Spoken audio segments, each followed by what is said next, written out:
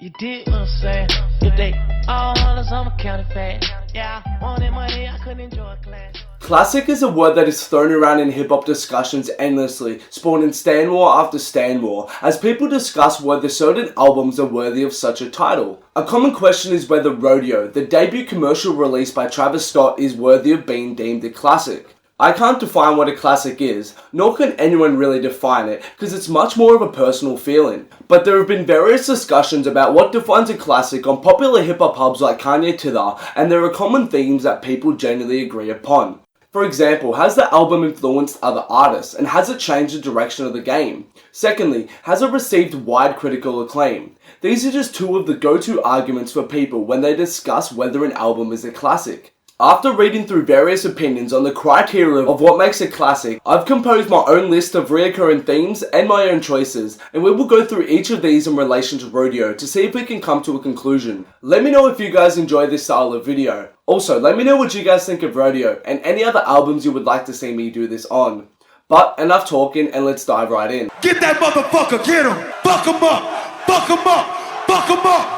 And we kick this off with the influence the album had, and this is probably the most brought up criteria in relation to classics. And for good reason. If an album is able to shift the direction or influence other artists, it shows it was highly regarded and well received by everyone to want to be copied. Or maybe not the whole album was, but certain aspects of its artistic style. Albums like 808s and Heartbreaks are constantly referred to as classics due to the influence they had on the game. It's almost impossible that Rodeo will have the same level of impact as something like 808s, but one way it has shaped certain artists is in its use of autotune. Although Scott wasn't the first, but the way he uses it to sing rap melodically has been influential, and although it hasn't been solely him, it's obvious when people directly copy his style, and his influence on artists like Jazz Cartier and Migos is obvious, and more so, it's common to find swarms of smaller artists on SoundCloud directly copying his aesthetic. This stems from his previous projects like Days Before Rodeo, as well as Antidote and Nightcrawler from Rodeo. So taking this into consideration, this is a positive for Rodeo.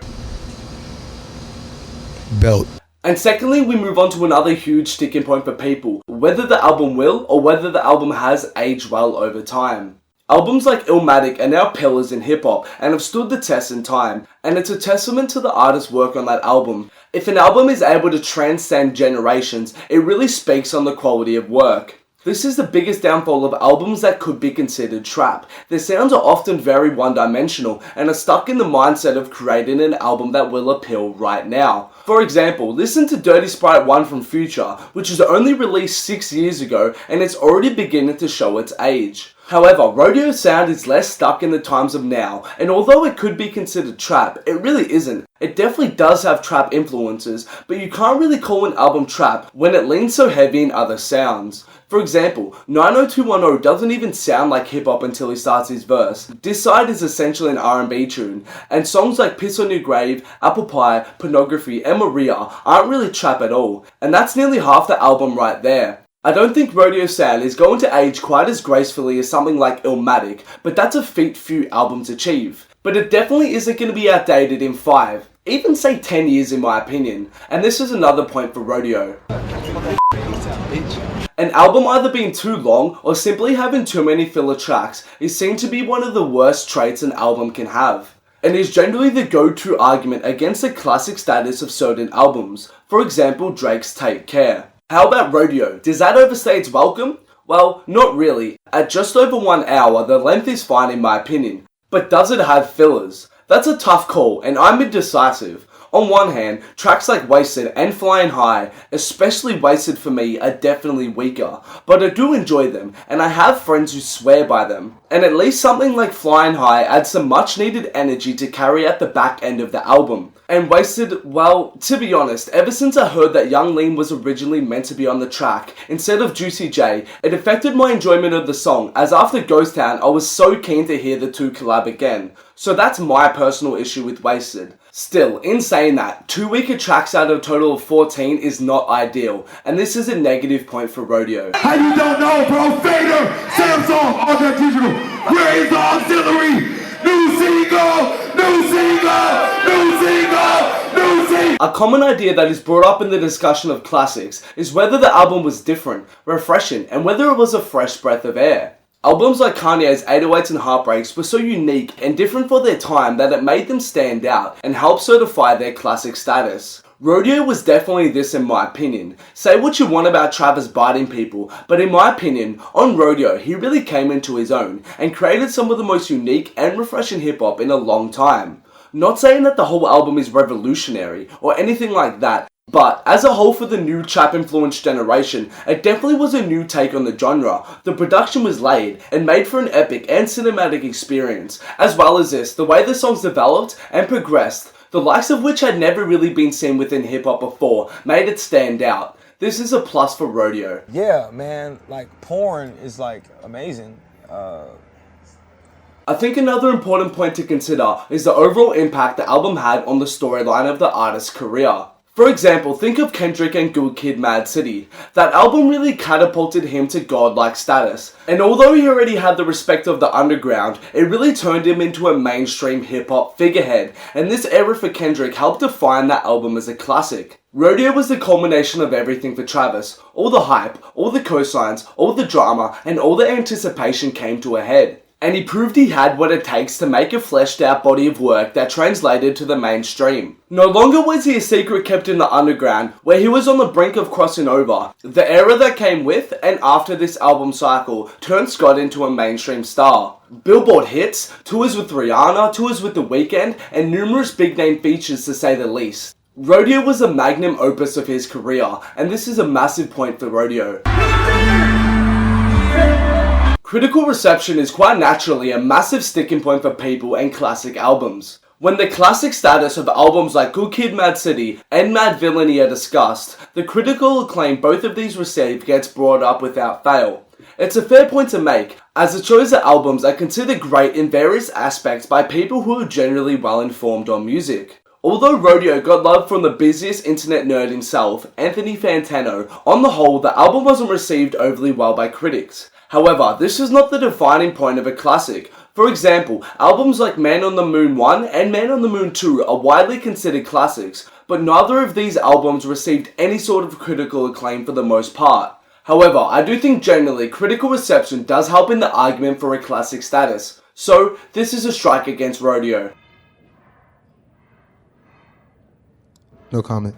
And moving towards the end of the criterion, we have sales, and sales is a popular reference point for people. Although it is a heated discussion whether they are relevant or not, it really is down to personal preference. For example, Pinata is widely considered a classic, but that didn't chart, nor did it sell overly well, so it definitely isn't the be-all and end-all. But for something like Carter 3, and the fact that it did $1 million first week is constantly brought up in its discussion, so take it how you will. Selling 85,000 first week and outdoing efforts from Young Thug and Migos in 2015 combined, as well as recently going gold, and you can't deny it was a successful project commercially. More importantly, however, is how well it sold over its lifespan. Rodeo only just got gold status, and it occurred after Birds was released. This shows that despite having a new project out, people are still heavily listening to Rodeo, and it hasn't lost its appeal. Albums like Illmatic and Mad Villainy didn't sell very well first week, but their ongoing sales showed they stood the test of time, and with Rodeo making up over 400,000 in a year to hit gold, it looks like it could be the same, as not only did it sell well first week, but it continued to hold up, both sales and popularity wise, even despite having a new project out. So with all things considered, this is a positive for Rodeo. Yes, baby, I think you just won that $500. A resounding theme or a fleshed out storyline is one of the most telling factors behind how much time, effort, and thought the album had put into it. Albums like Good Kid, Mad City are genius and are praised for its well thought out and developed storyline and the pictures it paints for the listener.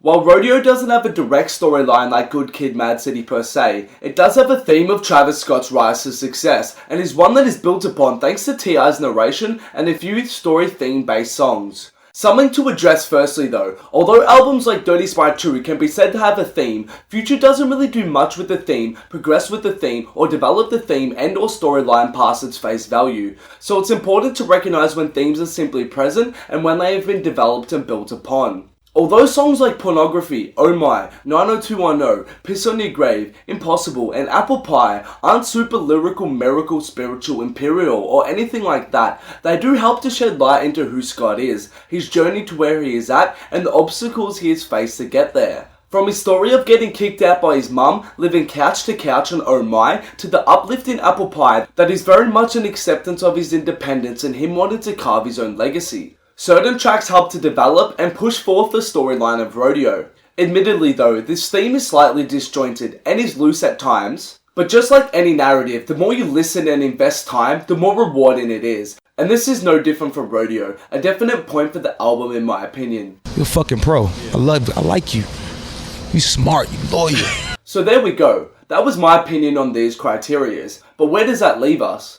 Out of the criteria, we had 6 positives and 2 negatives in my opinion. But as I said earlier, a classic really doesn't come down to a list of pluses and negatives. It really is more of a personal feeling. However, what these criteria do provide and allow for are the key discussions that need to happen when debating an album's classic status. And in discussing Rodeo today, I strongly believe it is a classic. From the grandiose production, to the fleshed out theme, to the way the songs develop and progress. It definitely isn't a perfect album, but the creative risks that Travis took on Rodeo pay off massively, and I think it'll be looked at as one of the defining albums of our generation. If someone came up to me and said, "Hey, Dylan, I've never heard any of these new artists that have come out since 2013, where should I start?" I would hand them Rodeo as an introduction to this newly ushered in generation, for all the points I listed in this video.